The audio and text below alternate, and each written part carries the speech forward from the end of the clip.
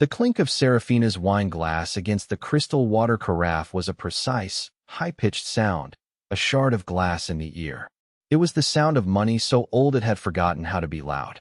Everything in the restaurant, Sovereign, was like that. The murmur of conversation was a low hum, insulated by heavy velvet curtains and the weight of generational wealth. The air smelled of beeswax, seared scallops, and a faint, almost undetectable perfume that I knew cost more than my first car. It was a scent designed to be discovered, not announced. Liam squeezed my hand under the table, a gesture that was meant to be reassuring but felt like a plea. His palm was damp. I watched him watch Seraphina, his ex-fiancée, the woman he'd sworn was a ghost in his past. Ghosts, it seemed, enjoyed five-star tasting menus. Seraphina's smile was a masterpiece of cosmetic dentistry. It never quite reached her eyes, which were the color of a winter lake and just as welcoming. They swept over me, from my simple black dress, a well-made linen piece I'd bought from a small designer I admired, to my hair, which I'd pinned up myself. Her gaze lingered for a fraction of a second on my hands. They were clean, my nails short and unpolished. They were working hands. Conservators' hands. Hands that could steady a crumbling manuscript or piece together shattered porcelain from the Ming dynasty. To Seraphina, they were simply unadorned. "Liam, darling," she purred, her voice like honey laced with ground glass. "You didn't tell me you were bringing a guest." She turned that brilliant, empty smile on me. "It's so difficult to find good help these days. You must be invaluable to him." A cold, heavy stone settled in my stomach. I felt the blood drain from my face, a sensation like stepping into a walk-in freezer. Liam's fingers tightened on mine, a frantic, pathetic spasm. I could feel his heart hammering through the tablecloth. He was going to break. I knew it in the same way I knew the precise humidity required to store 16th century vellum. It was a matter of material science. He was simply not built to withstand this kind of pressure. I had seen it before, in smaller, more forgivable ways. The way he'd gently suggest I wear something a little more classic when we met his friends. The way he'd rephrase my descriptions of my work, changing cataloging the private collection of a European client to helping an old family sort through some heirlooms. He was sanding down my edges, trying to make me fit into a world I had no interest in joining, a world that measured a person's worth by their last name and the vintage of the wine they served. I had forgiven it. I had told myself he was trying to protect me, to bridge the chasm between his world and mine. I had loved him for his kindness, for the way he'd look at me when I explained the chemical composition of ultramarine blue pigment, his eyes wide with a genuine fascination that felt like respect. I had mistaken his weakness for gentleness. Now, in the beeswax-scented air of Sovereign, under the arctic gaze of his ex-fiancée, that mistake was coming into focus with brutal clarity. Liam cleared his throat. The sound was thin, fragile. "Seraphina, this is Alara." He paused, and in that pause, I felt the universe hinge. He could fix this. 3 words. "She's with me." That's all it would take. But he didn't say them. Instead, a weak, placating smile crept onto his face. It was the smile of a courtier complimenting a tyrant's new clothes. "Alara is a great help around the house," he said, the words tumbling out, slick with cowardice. "She keeps everything in order. Don't know what I'd do without her." He introduced me as his maid. He didn't use the word, but the implication was a branding iron against my skin. The casual cruelty of it, the easy dismissal of 2 years of my life, of whispered secrets and shared dreams, all sacrificed on the altar of his social comfort. He had taken everything I was, a specialist in my field, a woman who had built her life and reputation on her own meticulous skill, and reduced me to a domestic function. Seraphina's smile widened, a shark's grin. It was a look of absolute victory. She had tested him, and he had failed in the most spectacular way possible. She hadn't just won. She had annihilated the opposition without lifting a finger. "How? Utilitarian," she said, letting the word hang in the air like a foul odor. She looked at me again, but this time, I wasn't a person to her. I was furniture, an appliance. "Well, it was lovely to meet you," she turned back to Liam, her dismissal so total it was a physical force. "Now, Liam, you must tell me about the regatta. Is your father still planning on entering the Vindicator?" The conversation flowed on, around me, over me, as if I had ceased to exist. I sat frozen, my hand still trapped in Liam's sweaty grip. I didn't pull away. To pull away would be to show a reaction, and I would not give her the satisfaction. I felt a strange calm descend, a layer of ice forming over the molten rage in my core. It was the dissociation I'd read about, the mind's emergency protocol for unbearable trauma. My hearing sharpened. I could suddenly distinguish the individual conversations at nearby tables. A man complaining about his son's choice of university. A woman describing the horrors of a poorly catered gala. The quiet, efficient footsteps of the waitstaff. My own breathing was shallow. I focused on the physical sensations.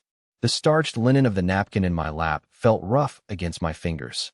The base of the wine glass was cool and smooth.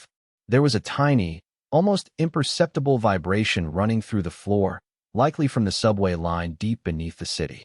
These were facts. Tangible. Real. Unlike the man sitting next to me. He was still talking, laughing at something Seraphina said. A strained, high-pitched laugh that sounded like a sob. He had chosen. In that single, gutless moment, he had made his choice. He had chosen the comfort of his gilded cage over the woman he claimed to love. He had chosen peace over justice. He had chosen her. And in doing so, he had freed me. The rage was still there, a white-hot star deep inside me, but the ice around it was thick. It gave me a clarity I hadn't had in months. I saw the past 2 years for what they were, a slow, methodical erosion of my own identity. I had made myself smaller to fit into his life, and he had rewarded me by erasing me completely. My work was my life. I was the senior conservator for the House of Albrecht Brilland, a title that meant little to the world of tech brothers and hedge fund managers Liam inhabited, but in the circles that mattered, the quiet, powerful circles of old-world art and history, it was a name that commanded immense respect. The regent, Duke Leopold, the head of the house, was a man who valued expertise above all else. He was a notoriously private man, a king in his own secluded kingdom of priceless artifacts and forgotten histories. He had hired me not for my name, but for my hands and my eyes. He trusted me with the preservation of his family's soul, a legacy stretching back 1,000 years. Pedigree is an accident of birth, Miss Vance, he had told me during my final interview, his voice a dry rustle like old parchment. Competence is a deliberate act of will. I value the latter. Liam knew this. He knew who I worked for, but he saw it as a quaint, dusty profession. Impressive, in its own way, like being a master calligrapher or a skilled falconer, but ultimately irrelevant to the world of power he understood, the world of hostile takeovers and stock options. He could not comprehend that the quiet, patient power of preservation could ever eclipse the loud, brutish power of acquisition. He had no idea that the reclusive old duke I worked for could buy and sell his father's entire company with the pocket change left over from restoring a single tapestry. Under the table, I slowly, deliberately slid my hand from Liam's. His fingers twitched, trying to hold on, but I was already gone. I reached into my small clutch purse, my movements measured in calm. My fingers found the cool metal of my phone. I didn't look at it. I didn't need to. I typed a single, 4-letter code into a secure messaging app and hit send. It was a protocol the Duke's head of security, a severe man named Klaus, had established for me. A silent alarm for situations of duress. I had never used it. I had never imagined I would need to. The message was delivered. No reply was necessary. The response would be immediate. It would be overwhelming. It would be final.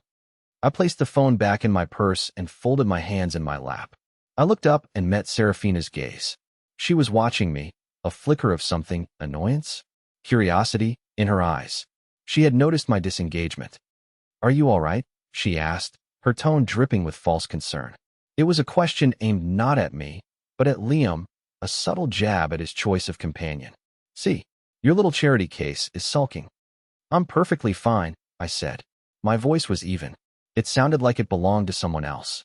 "Thank you for asking." I picked up my water glass and took a small, deliberate sip. The water was cold. It felt good against the dryness in my throat. I held Seraphina's gaze over the rim of the glass. For the first time, I wasn't trying to be liked. I wasn't trying to fit in. I was simply observing her. I cataloged the details of her face with the detached precision of an archivist. The subtle pull at the corners of her eyes from a recent lift. The flawless application of her makeup, a mask of expensive indifference. The tiny muscle that twitched in her jaw. She was used to being the apex predator in any room. My lack of fear, my sudden stillness, was unsettling to her. It was data she couldn't process. Liam began to stammer an apology on my behalf, a frantic attempt to smooth the waters. She's had a long day. A lot on her mind. I placed the glass down on the table with a soft click.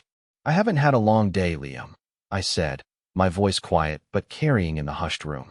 In fact, my day is just getting started. A faint vibration started, a low thrum that seemed to come from the street outside.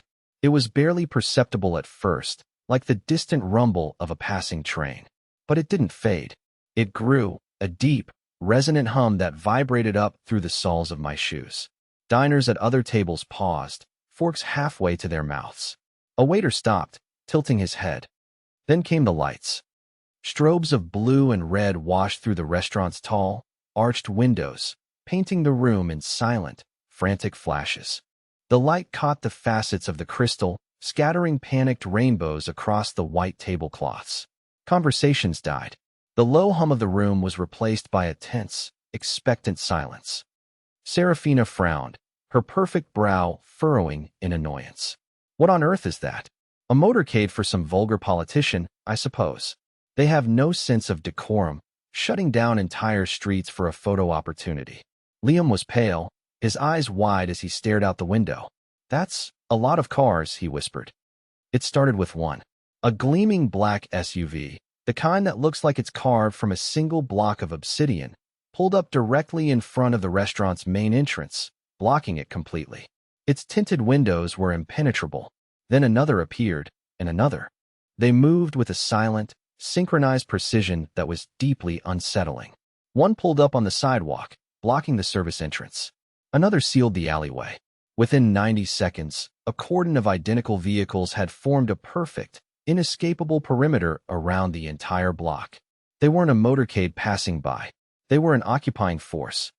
The restaurant's maitre d', a man whose composure was legendary, hurried to the window, his face a mask of confusion. He spoke into a small earpiece, his voice a low, urgent murmur.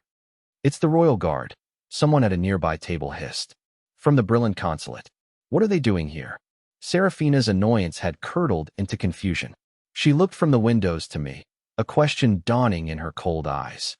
She was connecting the dots, but the picture they were forming was impossible. It didn't fit her understanding of the world. Maids did not have motorcades. Liam looked like he was going to be sick. He was staring at me, his mouth slightly agape, the blood having completely drained from his face. He looked like a man who had just realized he'd mistaken a stick of dynamite for a candle. The heavy oak doors of the restaurant swung open. The room went utterly silent. Two men entered first. They were tall, dressed in impeccably tailored dark gray suits, with earpieces and the unmistakable, coiled stillness of professional security. They scanned the room once, their eyes missing nothing, before they stepped aside. The man who walked in between them was older, with a severe face and hair the color of iron filings. He wore a simple, dark suit, but it hung on him with the authority of a military uniform. It was Klaus, Duke Leopold's head of personal security. I had only ever seen him on the Duke's estate, a silent, watchful presence in the background. Seeing him here, in this world of opulent frivolity, was like watching a wolf stroll into a petting zoo. He ignored the maitre d's frantic attempts to intercept him. His eyes found me across the room. He walked directly toward our table, his footsteps echoing on the polished marble floor. Every head in the restaurant turned to follow his progress. He stopped beside me. He gave a short, formal bow, a gesture of profound respect that seemed to suck all the air out of the room. "Miss Vance," he said, his voice a low, gravelly baritone with a thick German accent. "Forgive the intrusion." The regent was concerned.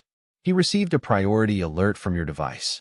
Out of the corner of my eye, I saw Seraphina's hand, the one holding a delicate silver fork, begin to tremble. Liam had gone completely rigid, a statue of pure terror. I inclined my head slightly. "Thank you for coming, Klaus. Your timing is perfect." "Is there a problem?" he asked, his gaze flicking to Liam and then to Seraphina. It was not a friendly look. It was the look of a man assessing a threat. Seraphina found her voice, though it was a thin, reedy version of her usual purr. I'm sorry, who are you? This is a private conversation. You can't just. Klaus didn't even look at her. His attention was entirely on me. Miss Vance, do you require an escort? The vehicles are prepared for immediate departure. This was the moment. The controlled reveal. The spring, coiled tight for 2 years, was about to be released. I turned to Liam. I looked at him, really looked at him, for the last time. I saw the handsome face I had once loved, now twisted into a pathetic mask of fear and regret. I felt nothing. No pity. No anger. Just a vast, empty space where my love for him used to be. Liam, I said, my voice calm and clear. A moment ago, you introduced me as your maid. He flinched as if I'd slapped him. Alara, I didn't mean. It was Seraphina. She just puts me on edge. He was babbling, his words meaningless. It's true. I do keep your house in order. I continued, my voice cutting through his excuses. In much the same way, I keep the Albrecht Brilland collection in order. It's a matter of preservation, of ensuring that things of value are not damaged by carelessness or neglect. I paused, letting the words sink in. The name Albrecht Brilland had landed in the silent room with the force of a physical blow. There were audible gasps. It was a name that meant more than money. It was a name that meant history, power, a dynasty that had shaped the continent. I turned my gaze to Seraphina. Her face was a ruin. The mask of condescension had shattered, revealing the raw panic beneath. The color had drained from her cheeks, leaving 2 bright, feverish spots of rouge. You called my work utilitarian, I said to her. You're not wrong. It is. I am the senior conservator and archivist for His Grace, Duke Leopold of Albrecht Brilland. My job is to preserve the cultural heritage of one of the oldest royal houses in Europe. Last week, I authenticated a lost Da Vinci sketch. The week before, I oversaw the restoration of the coronation robes of Empress Theodora. Today, I added, with a small, cold smile, I am overseeing the removal of a minor security threat from my personal life. Klaus took a half-step forward. Miss Vance, the Duke has instructed me to inform Mr. Thorne, he said, nodding his head curtly at Liam, that his firm's pending contracts with the Brilland Industrial Consortium are now under review. Effective immediately. Liam made a choking sound. His father's company. Their biggest deal in a decade. It was the foundation of their entire future, and it was all channeled through the Duke's consortium. He had just torpedoed his family's fortune to avoid a moment of social awkwardness. The irony was so bitter, so perfect, it was almost funny. And as for you, miss, Klaus said, finally turning his cold eyes on Seraphina. Her family's business was in luxury real estate. They specialized in brokering deals for the ultra-wealthy, discreetly moving palaces and private islands between an exclusive clientele. The Duke is a patron of the International Heritage Trust. He has a great deal of influence on their list of preferred vendors. I believe your family's firm is on that list. Or, I should say was. Seraphina's fork slipped from her trembling fingers and clattered onto her plate. The sound was obscenely loud in the tomb-like silence of the restaurant. Her downfall was not financial, it was social. To be blacklisted by the trust was to be exiled from the very world she prized above all else. She was no longer an insider. She was a pariah. I stood up. I placed my napkin neatly on the table beside my untouched plate. I looked down at Liam, at the man who had just thrown away everything for nothing. Goodbye, Liam, I said. The words were not angry. They were not sad. They were just a statement of fact. A closing entry in a ledger. I turned and walked away from the table. Klaus fell into step just behind my right shoulder, with the other 2 guards flanking us. The entire restaurant watched me go. No one spoke. No one moved. They were all witnesses to the quiet, brutal execution that had just taken place. As I walked past the other tables, I saw faces I recognized from magazines. Captains of industry, society doyens, minor celebrities. Their expressions were a mixture of shock, fear, and a dawning, predatory respect. I had just demonstrated a level of power they understood and coveted. Power that didn't need to be shouted. Power that arrived in 30 black SUVs and spoke in a quiet, German-accented voice. As I reached the door, I didn't look back. I didn't need to. The image of Seraphina's shattered expression and Liam's ashen, broken face was seared into my memory. It wasn't a triumphant memory. It was simply an artifact, a record of an event, the end of an era. The night air was cool on my skin as I stepped outside. One of the guards opened the rear door of the lead vehicle for me. Before I got in, I paused and looked at the scene. The street was bathed in the silent, pulsing lights of the motorcade. The formidable, monolithic vehicles stood like sentinels, a silent testament to a power so vast it didn't need to announce itself. It simply was. I slid onto the cool leather of the back seat. The door closed with a heavy, satisfying thud, sealing out the noise and the lights of the world I was leaving behind. Inside, it was silent and dark. Klaus got into the passenger seat. "Where to, Miss Vance?" he asked, his voice returning to its usual dispassionate tone. "My apartment, please, Klaus," I said. And then, I thought for a moment. I thought of the half-restored Renaissance map on my work table, its delicate inks and fragile paper waiting for my patient, careful hands. I thought of the quiet solitude of the archives, the smell of old paper and beeswax, the sense of purpose that filled me when I was there. "Then," I said, a real smile touching my lips for the first time all night, "back to work." The SUV pulled away from the curb with a smooth, powerful surge. We drove away, leaving the chaos and the wreckage behind us. I didn't watch the restaurant disappear in the rearview mirror. I was already looking forward. When I arrived at the apartment I had once shared with Liam, the one he had called our home, 2 of the Duke's security staff were already there. They had been dispatched by Klaus while we were in transit. They stood silently in the